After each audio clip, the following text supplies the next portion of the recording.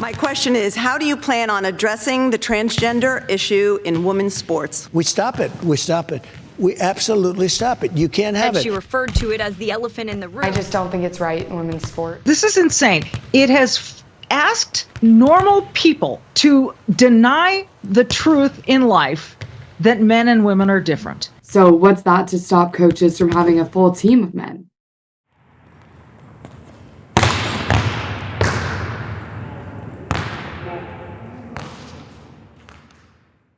Quels sont les critères actuels pour l'inclusion des athlètes transgenres dans les équipes de volleyball au Québec?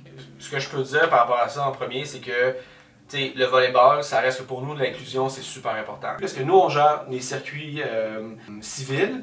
Puis dans le civil, il n'y a pas de cas. En tout cas, depuis 2 ans, moi, j'ai pas entendu parler d'aucun cas. Puis j'ai pas entendu parler de rien avant non plus. Et je sais qu'il y a eu un cas en Abitibi il y a quelques années au niveau scolaire qui a fait parler. Donc, je m'appelle Valentina Cagna. Je suis une ancienne joueuse de volleyball collégial.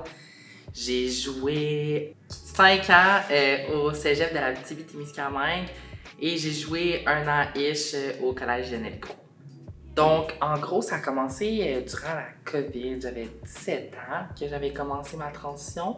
Donc, veux pas, j'avais déjà fait comme le 3/4 d'une année, le 3/4 d'une saison dans le masculin. Donc, veux pas, je l'ai terminé. Par la suite, j'ai regardé avec les règlements du RSEQ pour voir c'était quoi, mettons, mes conditions d'admissibilité pour pouvoir switcher de ligue. Et il fallait que je fasse 2 ans d'hormonothérapie minimum. Sans compter, il fallait que j'aie une lettre de mon médecin qui prouvait que je faisais vraiment une transition, puis c'était pas juste parce que je voulais booster une équipe. Donc, à ma 3e année collégiale, c'est là que j'ai pu faire officiellement mon entrée dans le sport féminin. Dans le fond, le RSEQ avait... Ce que je comprenais, c'est qu'il n'y avait pas nécessairement de politique en place, ou ils n'étaient pas prêts à faire face à ça. Ils se sont tournés vers nous, puis nous, on leur a dit, prenez notre politique à nous qui dit on va prendre en considération les lignes directrices sur l'admissibilité établies dans la présente politique afin d'offrir un terrain de jeu équitable à tous les participants. Et c'est ce qu'ils ont fait, et ils ont été félicités d'avoir mis ça en place. J'ai su qu'il y a eu des commentaires très positifs par la suite. Je pense que la seule crainte que j'avais, c'était pas vraiment comme de rentrer dans une ligue ou whatever, c'était vraiment plus les vestiaires, parce qu'on s'entend que c'est pas mal un des sujets les plus tabous quand on parle d'une personne trans.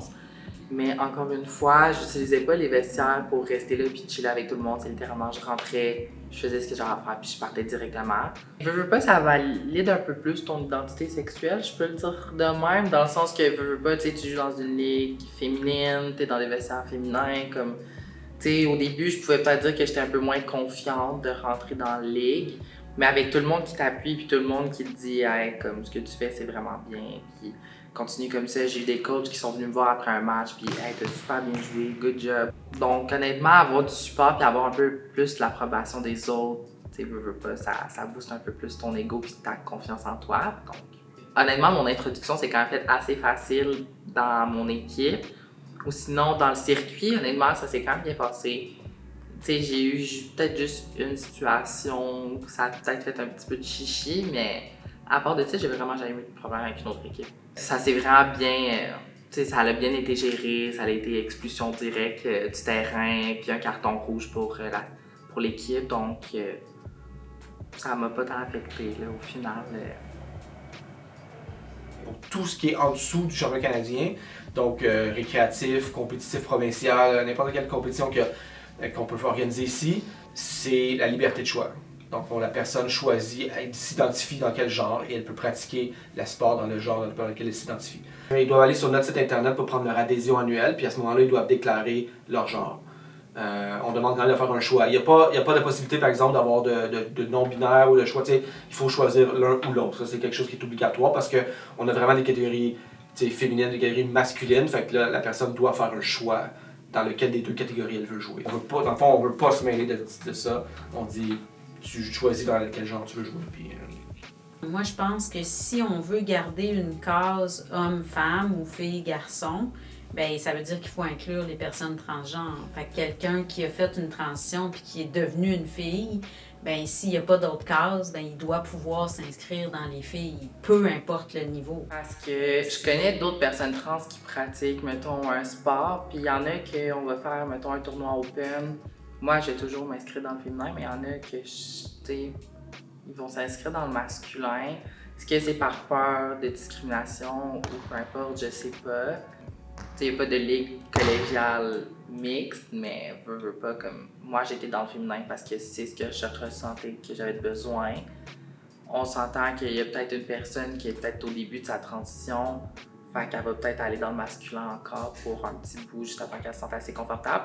Pour tous les sports récréatifs, je pense qu'on pourrait là, mixer les genres puis les personnes qui sont transgenres ou cisgenres, peu importe. Je pense que quand ça devient compétitif, ben là, ça se peut qu'il faut qu'on classe, pas parce que c'est important de classer, mais pour pas qu'il y ait d'inégalité. Comme j'ai expliqué entre les gars et les filles. Fait que si on a atteint ce niveau-là, puis on se fait dire non, tu peux pas jouer, ben je veux dire, tu vis des frustrations, tu vis de l'injustice, tu vis de la colère. Je pense que pour tout être humain qui pratique un sport puis qui peut pas le pratiquer, il y a des effets dommageables, autant sur la santé mentale que la santé physique. Fait que je pense que c'est le cas aussi des personnes transgenres. Je pense qu'ils ont le droit à l'égalité, ils ont le droit à l'accessibilité comme tous les autres. Fait que c'est important qu'ils puissent pratiquer leur sport, peu importe, là, comme ça l'est pour quelqu'un qui serait cisgenre aussi. Si tu n'essayes pas, tu vas jamais savoir le résultat. Au final, comme c'est sûr que c'est stressant au départ, mais si tu l'essayes pas, tu vas jamais voir un résultat. Tu sais, j'aurais pu m'essayer, j'aurais pu être refusée, puis ok, tant pis, on va voir l'option B. C'est quoi? Tandis que je me suis essayée, on m'a donné une bonne réponse, j'ai pu rentrer dans la ligue, puis maintenant, je suis rendue ici à faire une entrevue.